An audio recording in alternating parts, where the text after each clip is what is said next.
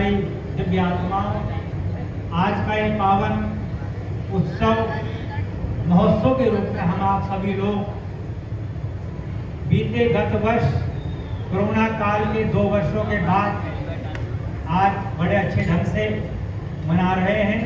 हम आप सभी भाग्यशाली हैं। उन लोगों में हमारी गिनती है जिनका अभी कोरोना काल की अभी चर्चा हुई, कोरोना काल में जो चले, आप हम जैसे लाखों की संख्या में चलेंगे, दिन रात उनकी अभी भी चर्चा होती है। लेकिन हम लोग सब बड़भागी हैं, क्योंकि हम लोग सब गुरु महाराज जी के उपासक हैं, हम लोग पुजारी हैं, हम लोग उनके बच्चे हैं। तो आज हमें ये मौका मिल रहा है। अभी अभी हमारे बीच में हमारे वरिष्ठ महापुरुष स्वामी जी महाराज बहुत अच्छी घोषणा करके गए। पता नहीं आप लोग सहमत हैं कि नहीं, लेकिन हम व्यक्तिगत मैं और हमारा संत मंडल पूरी तरह समर्पित है और सहमत है। क्या कहते गए कि वर्ष में एक बार ये 2 अक्टूबर का प्रोग्राम मनाया जाता है। आज 42 वर्षों से मैं इस संस्था में जुड़ा हूँ, बचपन बाल्यकाल से, लेकिन 42 साल में पहली बार में इस 2 अक्टूबर में आने का मुझे मौका मिला। 42 वर्ष रिकॉर्ड है, क्योंकि हमारी अलग अलग टुटियाँ, अलग अलग संस्थाओं की सेवा लगी हुई है। तो मेरठ में टुटिया छोटी सी, तो वहीं बनाते हैं हर साल। मैं स्वामी जी के पीछे कई सालों से पड़ा था कि स्वामी जी 2 अक्टूबर के अलावा भी कुछ सोचो कि जो 2 अक्टूबर पे नहीं आ पाए वो आगे पीछे आ जाएंगे। तो आज हमारी प्रार्थना स्वीकार हो गई। तो भाई मैं तो जरूर आऊँगा, आगे पीछे जो कार्यक्रम रखे जाएंगे। और आप लोग भी अगर सहमत हो तो जोर से जय घोष करो, और सच्चे दरबार की जय। कईयों को ये पता नहीं जयकारा कब बोला गया, कईयों को ये नहीं पता, इसलिए बोला गया कि 2 अक्टूबर तो मनाएंगे, इसको और बढ़ाएंगे, लेकिन साथ साथ जितने पर्व जुड़े हुए हैं गुरु महाराज जी से, क्योंकि तो धरती गुरु महाराज जी की है। मुगलों की धरती जब ठीक थी, जब राजा महाराजाओं ने यहाँ पर शासन किया, लाल किले बने, ताजमहल बने, वो जमाना गया। अब जमाना किसका है? हिंदुत्व का है, हिंदू राष्ट्र का है, अखंड भारत का है। तो अब हमने उस अखंड भारत की नींव इसी सर्वभूमि से रखनी है। वो रखी तो वैसे अभी 24 आ रहा है, आने वाले 24 में अयोध्या में जो भव्य मंदिर बनके तैयार हो रहा है, हमारी भारत सरकार पूरी जोर शोर से उसमें लगी हुई है, योगी मोदी सरकार। तो जिस दिन भगवान राम की जन्मभूमि में अयोध्या मंदिर में राम लला विराजमान होंगे भव्य मंदिर में, उस समय से समझिए, मेरा हृदय मानता है, आप भी मानेंगे कि इस हिंदू राष्ट्र में, हिंदुस्तान में राम राज्य की स्थापना पुनर्स्थापित हो जाएगी। तो मैं आपसे प्रार्थना कर रहा हूँ तालियों के बजाने के साथ साथ, ये नहीं कि साल में एक बार 2 अक्टूबर याद रखना है, सारा साल आओ। नगरी साहब भी हर पूर्णमासी जाते हो, जाने वाले जाते हैं, और सारे प्रोग्राम मनाए जाते हैं। तो बजाय इसी भंडारे पे भीड़ करने के, आप आगे पीछे भी भीड़ करो। तो ये आप हमारी बात, हमारी प्रार्थना स्वीकार करें। मैं अभी 2-3 एक सच्ची घटना बताने वाला हूँ आपको। अभी मुझे सेवा का मौका मिला, कन्नौज जिला है और मैनपुरी जिला के बॉर्डर पे स्वामी जी वहाँ पे एक गौशाला बनाई है। 100-125 गौ वहाँ पर सेवा कर रहे हैं। मुझे सेवा का मौका मिला, तो पहला उसका नामकरण हमने रखा श्री परमहंस गुरु था। जड़ को पकड़ा हमने, किसी मिशन को नहीं पकड़ा। तो मिशन सारे ये पेड़ पौधे बाद में पैदा हुए। जड़ क्या है हमारी? परमहंस महाराज, जिन्होंने ये बूटा लगाया तब वो भी। तो उस गौशाला के आसपास मुझे एक घटना मिली। मुझे वहाँ के गांव के भक्त लोग पकड़ के ले गए, किडनैप करके ले गए। मुझे बताया नहीं कहाँ लेके जा रहे। मुझे जाके बैठा दिया मंच के ऊपर। उस मंच पे बड़े बड़े दिग्गज बैठे, बड़े बड़े वक्ता प्रवक्ता विद्वान बैठे, वहाँ चर्चा हो रही गुरु महाराज की। मैंने कहा कभी जिंदगी को मैंने देखा नहीं, 40 साल से नगरी साहब ने देखा, कभी कहीं नहीं देखा। और गुरु महाराज की छोटी सी फोटो रखी हुई, सिर्फ गुरु महाराज, वो भी फोटो स्वरूप ऐसा पता नहीं कितने सालों से इनको मिला हुआ करते। तो मैंने सारा प्रोग्राम सुना, फिर मैंने भी अपना कर्तव्य सुनाया। मैंने सबसे पहले पूछा, भाई जितने लोग यहाँ बैठे हो, आप में से कितने लोग नगरी साहब गए? कहते हमें से कोई नहीं गया। कहते हमें से कोई नगरी साहब गया ही नहीं, सुना बहुत। मैंने भैया चलो नगरी साहब दूर है, मेरठ, ये आगरा तो नजदीक है, आगरा गए? कहते आगरा भी कभी नहीं गए। मैंने फिर गुरु महाराज को पकड़ के क्यों बैठे हो? कहते जी इनकी तो चमत्कार हम देख रहे हैं, जब से हमने सत्संग शुरू किया है चमत्कार ही चमत्कार हो रहे हैं। मैंने कैसे हो रहे? कहते हम चमत्कार हमने ये किया कि सब देखा कि हमने अच्छे सत्संग शुरू किया, कोई शराब भी आ रहा है तो उसकी शराब छूट गई, किसी का बालक नहीं हो रहा बालक, जैसे आप रोज सुनते हो चमत्कार, ऐसे दो चार उन्होंने मुझे सुनाए। तब से उन्होंने पकड़ लिया, बिना गुरु के बिना नजरी देखे हुए हर मंगलवार को सत्संग करते, हर मंगलवार। कमाल है, गुरु महाराज का चमत्कार वहां भी है जहाँ के बच्चे भी तक गुरु महाराज के दरबार में आए। ये चमत्कार ही चमत्कार है, लेकिन चमत्कार को नमस्कार, लेकिन चमत्कार दिखाना हमारे गुरु परंपरा में नहीं है, हमारे दरबार में नहीं है। हम बड़ा चढ़ा के हम लोग कह देंगे, सुना देंगे, लेकिन ये परंपरा हमारी नहीं है। आप आओ, सेवा, सुमिरन, सत्संग, स्वाध्याय, ये हमारी परंपरा है। तो अधिकना कहते हुए ये चमत्कारों की धरती तो है, चमत्कार सारे यही से शुरू हुए हैं।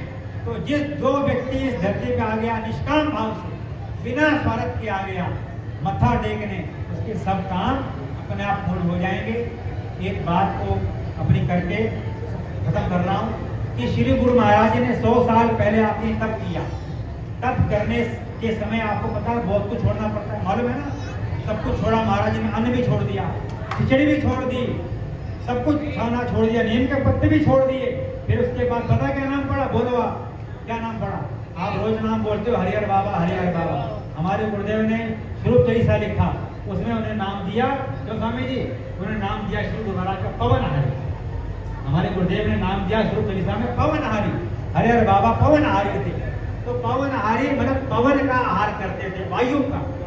तो अब मैं आपसे प्रार्थना करता हूँ, हजारों लोग आ गए हो कि हमारे हिंदुस्तान में भेड़ चाल चल पड़ी है, जहाँ देखो मेले के मेले, भीड़ के भीड़, भेड़ की तरह कटे आ रहे, लेकिन मकसद किसी को नहीं, मकसद कोई पूरा नहीं करने वाला। मेरा आप सबसे निवेदन ये यहाँ जोड़ के कि हमारे गुरु महाराज के पीछे आप आए हो, अगर उनके पीछे आए हो, उनको मानते हो, नामदान लिया है, तो उन्होंने तो बहुत कुछ छोड़ा, तुम एक दो चीज छोड़ जाओ, आज ही छोड़ जाओ। 2 अक्टूबर पे आए हो, क्या छोड़ोगे बोलो? अब डॉक्टर लोग चले गए, सामने मैंने कुछ कहना था। इस समय वर्तमान में पूरे संसार में एक सबसे बड़ी समस्या है, वो समस्या है उग्रवादी। तो कभी कभी आएंगे, सामने आगे गोली मारेंगे, लेकिन जो बिना सामने आए हमारे सामने 24 घंटे हम लोग सांस लेते हैं, उस सांस के साथ हमारा फेफड़े, पेट, प्राण, हृदय सब खराब हो रहा है। क्या है वो? वायु प्रदूषण, वायु प्रदूषण। आप सबसे निवेदन ये है, जितने लोग सुरफा गांजा नशा करते हैं, करते हो ना, इधर क्षेत्र में ज्यादा होता है, इन क्षेत्रों में, इन जिलों में। तो सबसे निवेदन है, अगर गुरु महाराज को मानते हो, नाम दान लिया है, यहाँ पे हजारों लाखों खर्चा करते हो, दान पुण्य करते हो, तो पहले इन चीजों का त्याग करो, तभी तुम असली गुरुमुख कहलाओगे, तभी तुम्हें फल मिलेगा। नहीं तो दिखावे की भक्ति हमारे यहाँ की जरूरत नहीं है, ठीक है? इसकी स्वार्थ आपको कहीं पूर्ति होगी, लेकिन यहाँ पर कुछ करके दिखाओगे, त्याग करोगे, तब त्यागी महापुरुष की कृपा फलीभूत होगी। इन्हीं शब्दों के साथ आगे सेवा का मौका मिलेगा, हम लोग बढ़ चढ़ के पूरा संत समाज तन मन धन इस धरती की सेवा करेंगे, क्योंकि हमारे गुरुदेव दिल्ली आश्रम से बसे भर के लेके आते थे, हम लोग 12 ग्रुप में आते थे। आज विशाल रूप सुंदर इन संतों के प्रयास से मिला है। तो आप सबका बारंबार धन्यवाद, सभी संत महापुरुषों का, सभी संगत का। ऊंचे स्वर से जय घोष करो, बोल सच्चे दरबार की जय। बहुत बहुत धन्यवाद स्वामी जी। अब ये संत आपका कुछ नहीं मांग रहे, संकल्प उन्होंने व्यक्त किया है। सत्संग भी जब तक आप दक्षिणा नहीं देंगे वो सार्थक नहीं होगा। और दक्षिणा में ये महापुरुष क्या मांग रहे हैं? जो विचार है, और संतों की फिक्र देखो, संतों की जो फिक्र होती है वो अपनी फिक्र नहीं होती, वो वैश्विक फिक्र होती है। और हमारे लिए तो कहा जाता है श्री रामकृष्ण मानस में कि संत उदय संतत सुखकारी विश्व सुखद हिंदू प्रमाण। संत का जो उदय होता है वो कैसे होता है? जैसे काली भयावह यानी रात्रि होती है, कितनी डर लगता है, लेकिन जैसे ही पूर्व से क्षितिज से वो संपूर्ण चंद्रमा होता है तो वही भयावह डरावह है जो काली रात्रि थी, कितनी सुखद लगने लगती है। तो गोस्वामी जी उसी की कल्पना करते हुए कहते हैं कि संत उदय संतत सुखकारी विश्व सुखद हिंदू तमारी। संतों का इसलिए आना होता है, तो उन्होंने अपने लिए कुछ नहीं मांगा, आपके भले के लिए बेटे कुछ तो छोड़ जाओ यहाँ पर। मैं तो में मैं देखता हूँ कई बार हरिद्वार के हरी पेड़ी को देखा, जितने भी फटे हुए अंडरवियर होते, तौलिए होते, कपड़े कुर्ते बनियान होते, वो छोड़ जाते हैं। मैं वहाँ पंडितों से कह रहा था, भाई इसका क्या मतलब है? कहते कि ब्राह्मण लोग कहते कि कुछ तो छोड़ जाया करो तीन सोते, पंडित लोग कहते हैं कि कुछ ना कुछ छोड़ के आया करो तीर्थों पे। तुमने क्या पंडितों ने कहा होगा, काम क्रोध लोभ मोह अहंकार ये गंगा में डुबकी लगाओ, इन्हें वहीं छोड़ जाओ। और कम वक्त वो तो छोड़ते नहीं और फटे हुए जितने भी कपड़े होते हैं वो छोड़ जाते हैं। बताओ उससे गंगा मैया क्या करेगी उनका, और कोई क्या करेगा भाई तुम्हारे फटे हुए कपड़ों में। तो ये भावना बिल्कुल गलत स्वामी की जो विचार है, जो भावना है, उसको समझिएगा, कुछ ना कुछ यहाँ छोड़ जाइएगा। बीड़ी तम्बाकू, और इस क्षेत्र में तो बीड़ी तम्बाकू कम, वो गुटखा सुटका वो ज़्यादा चलता है। हाँ, अपना ही आता है वो। एक बात समझ लेना, हम अल्पा जाप के साधक हैं। नगरी निवासी भगवान जी ने अल्पा जाप हमको बताया है। अल्पा